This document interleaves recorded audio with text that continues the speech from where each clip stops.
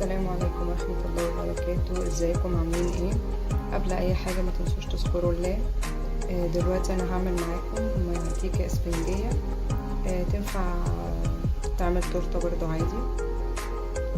معانا المكونات كوب لبن، كوب سكر، وهنا معايا نص كوباية زيت وعليها معلقة سمنة او زبدة، وكوبايتين دقيق، 3 بيضات، كيس بيكنج باودر وكيس فانيليا.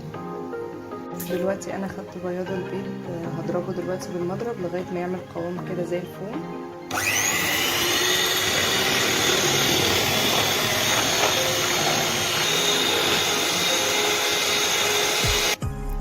انا ضربته لغايه ما بقى عامل شبه الكريم شانتيه كده.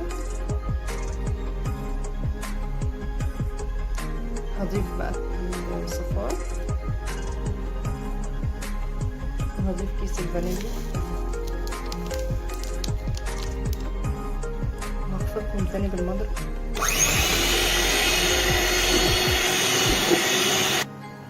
ده شكله. دلوقتي هضيف بقى الزيت واللبن، يعني هضيف السوائل.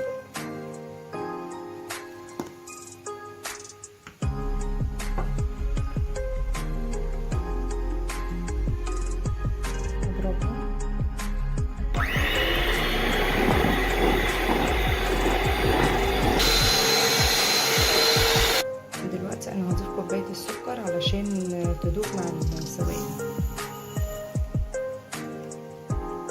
اضربها بالمضرب كويس واتاكد ان السكر داب.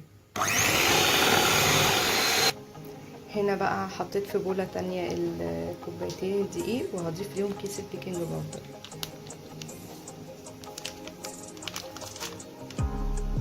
هقلبهم بقى مع بعض كويس.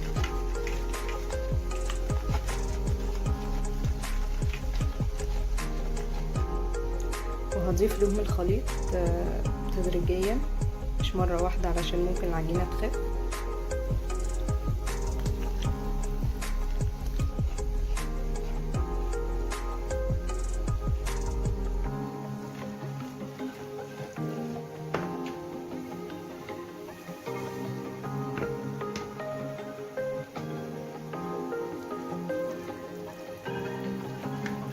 ده شكل الخليط.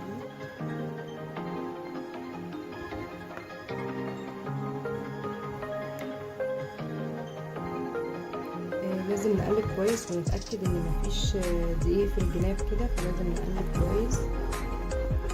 دلوقتي انا هنزله في اصغر صينية عندي، في اصغر مقاس.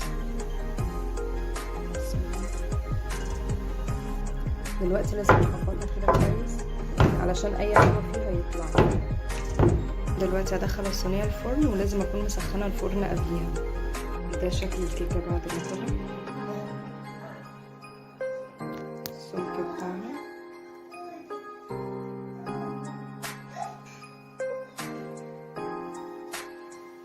هعمل بقى كريم الشانتيه اللي هنزوق بيه التورته. معايا ربع كريم شانتيه ولتر لبن ساقع او متلج. انا نقصت بقى الكريم شانتيه في بوله تانية علشان اعرف اضربها كويس. دلوقتي هضيف اللبن تدريجيا علشان الكريم شانتيه ميخفش.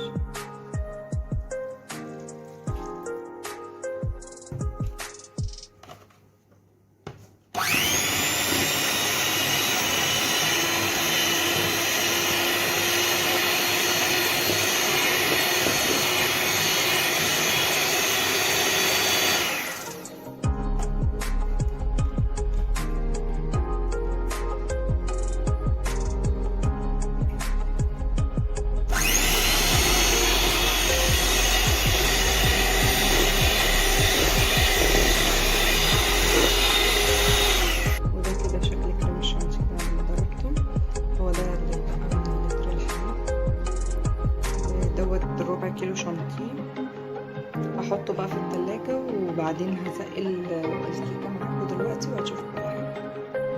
انا ضربت هنا شوية بالكاكاو، شوية كريم شانتيه بالكاكاو علشان برضه العزومات تزول.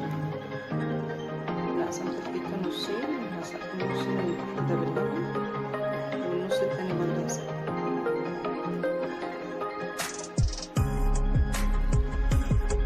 دلوقتي انا حطيت الكريم شانتيه بين الطبقتين في النص. دلوقتي حطيت الكريم شانتيه هسويه